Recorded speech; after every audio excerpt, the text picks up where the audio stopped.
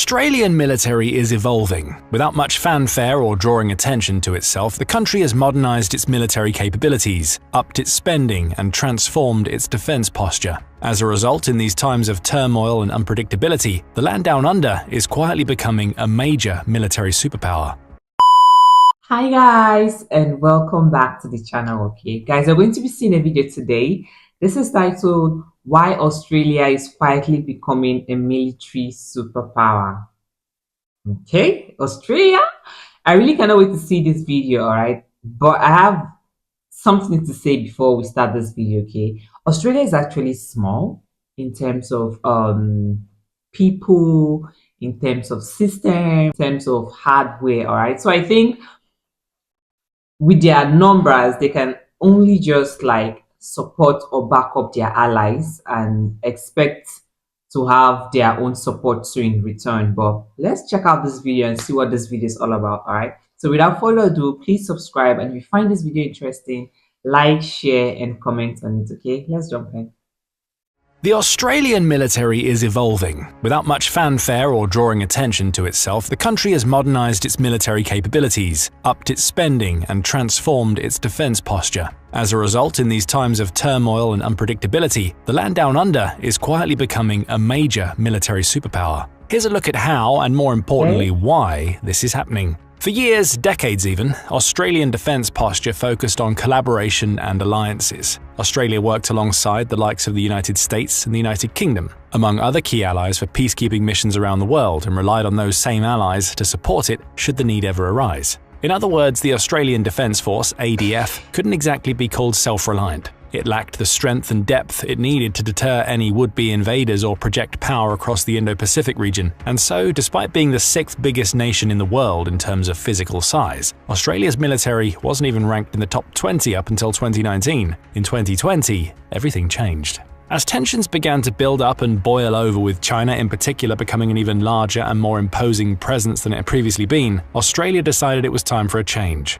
It unveiled the 2020 Defence Strategic Update, a document which outlined a complete shift in defence policy and laid down a 10-year funding model that would enable Australia to enhance its military like never before. The aims of the update were clear. Australia needed to shift its focus to denial and deterrence. It had to improve its military capacities enormously to prove to the world that it was capable of defending its interests, warding off invasions or aggression, and thereby discouraging any would-be enemies from taking action against it. To that end, the update outlined several clear steps Australia had to take, like building a more lethal and integrated military force, not just capable of supporting allies, but also operating independently. It also had to invest much more heavily than before in state-of-the-art equipment, explore emerging technologies that would allow it to compete in the increasingly important fields of cyber and drone warfare, and bolster its alliances. All that demands money, huge amounts of money. Thus, we've seen Australia spend record amounts on defence in recent years, with further plans to push its spending ever upwards in the years to come, with a goal of 100 billion Australian dollars by 2034, which would be around 2.3% of the country's expected GDP.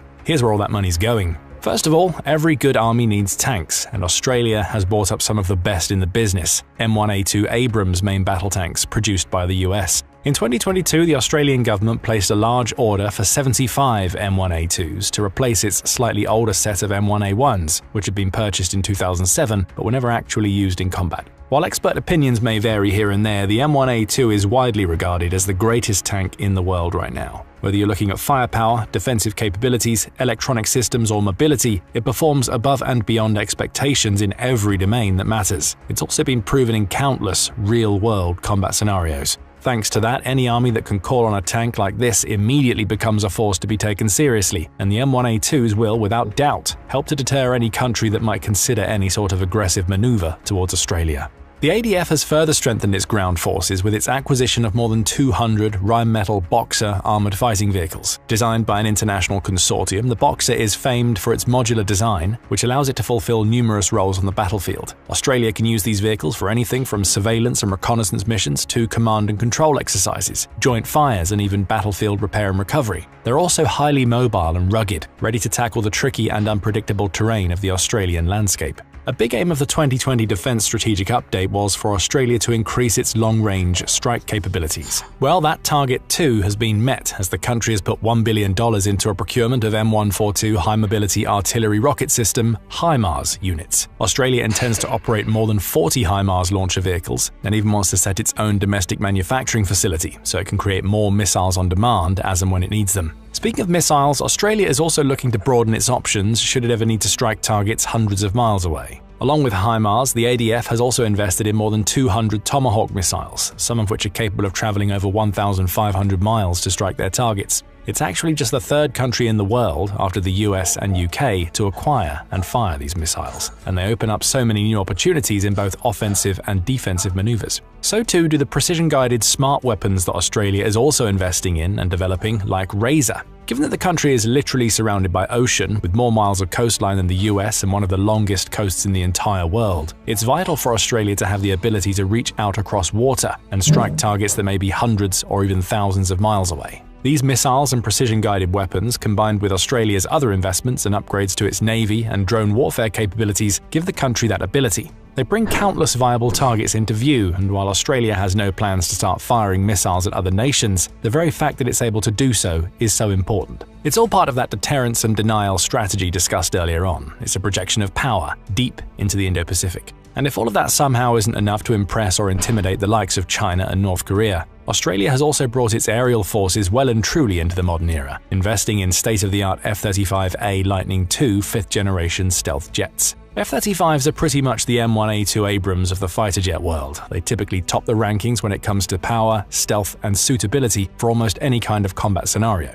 Capable of reaching speeds of Mach 1.6 or over 1,200 miles per hour, evade enemy detection systems with ease, and carry an array of internal and external weaponry, no mission is too big for a jet like this. With F-35s in the skies and M1A2s on the ground, the ADF has at long last become a force to be reckoned with. And if you were wondering how the country fares at sea, Australia is also hard at work on a significant evolution of its naval forces. The objective: expand the Royal Australian Navy to a size not seen since the end of the Second World War. Once complete, the fleet should include 8 nuclear-powered attack submarines, 6 Hunter-class anti-submarine frigates, 3 Hobart-class air warfare destroyers, 11 general-purpose frigates, 6 surface vessels with vertical launch systems, 6 offshore patrol vessels, and 8 patrol boats, with a deadline of the 2040s. And while Australia has bought large quantities of military equipment from other nations around the world, including the US, it's also actively improving its domestic defense production capabilities too. Because to be truly self-reliant in military terms, a country has to be able to make at least some of its own hardware. Can't rely on allies that may or may not want to sell vehicles and other equipment, with prices and circumstances changing by the day, especially in times of conflict.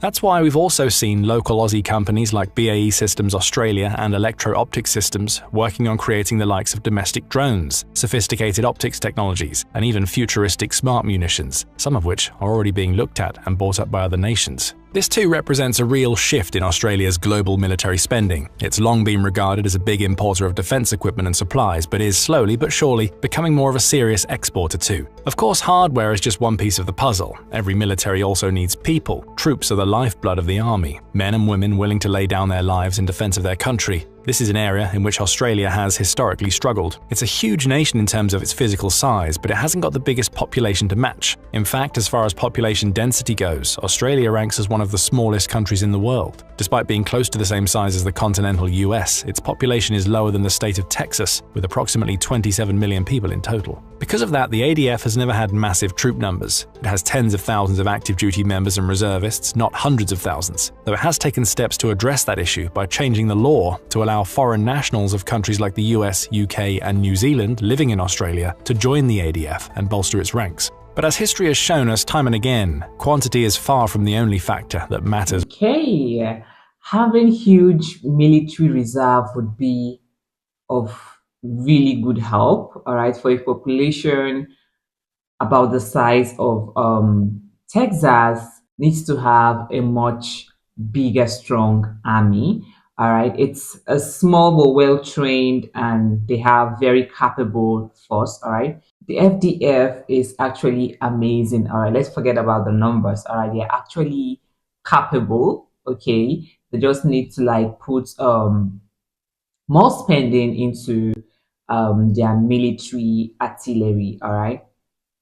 when evaluating the overall strength of an army. It's also a question of quality. A relatively small force of well-trained, well-equipped troops can prove itself more than a match for a larger force without the same levels of expertise and commitment to the cause. That's something that Australia understands, and is part of the reason why the country is also committing to more intensive training exercises to prepare its troops for the prospect of war. We can see this in the way Australia has strengthened cooperation agreements with Indo-Pacific nations like the Philippines, establishing a joint military program that will see both Aussie and Filipino personnel conduct multiple exercises, exchanges, and training activities each year. This should both boost the spirit of collaboration between the two nations while also improving the specific military skill sets of their respective forces. Australia has also expanded the scope and effectiveness of its famous Talisman Sabre military exercise, which takes place every 2 years and is joint-led by Australia and the US. Talisman Sabre has been running since 2005, building up gradually over the years, with more recent iterations featuring greater numbers of military personnel and more countries than ever before. Talisman Sabre 2025, for example, involved approximately 35,000 personnel from 19 countries, with 3 additional countries in observational roles, making it one of the biggest ever iterations of the exercise. The event involved troops taking part in a vast array of training exercises, live fire situations and equipment tests across thousands of miles of Australian land and sea. This too is another impressive form of deterrence. It shows the world, particularly countries that could threaten Australia in the future like China, that the ADF is ready for whatever might come its way. It's a clear demonstration of the country's commitment to build a truly modern fighting force both for now and for the future. But even with all of its improvements in training and procurement, Australia remains realistic about its prospects and position in the world when compared to large superpowers like the US and China. It knows it can't go it alone and has always understood the importance and value of having strong, stable alliances with other nations. That's why, in addition to improving its forces and becoming more independent in many ways, the ADF has also sought to strengthen and cement its bonds with key allies, most notably the US and the UK. In September 2021, it entered the AUKUS Trilateral Security Partnership with those two nations. The partnership aims to deepen cooperative efforts in defense, security, and advanced technology between the 3 countries, with the ultimate objective of strengthening their standing and promoting peace and stability across the Indo-Pacific region. It's also seen as a direct response to China's growing influence and assertiveness within that region. There are 2 core pillars of the AUKUS alliance, and Australia is the biggest beneficiary of both. Pillar 1 focuses on sending nuclear-powered submarines to Australia. To this end, Australia is buying up to 5 Virginia-class subs from the US to be delivered in the 2030s, and all 3 nations are combining their efforts and intelligence to work on a brand new AUKUS-exclusive sub, codenamed SSN-AUKUS, with the first Aussie-made subs expected in the early 2040s.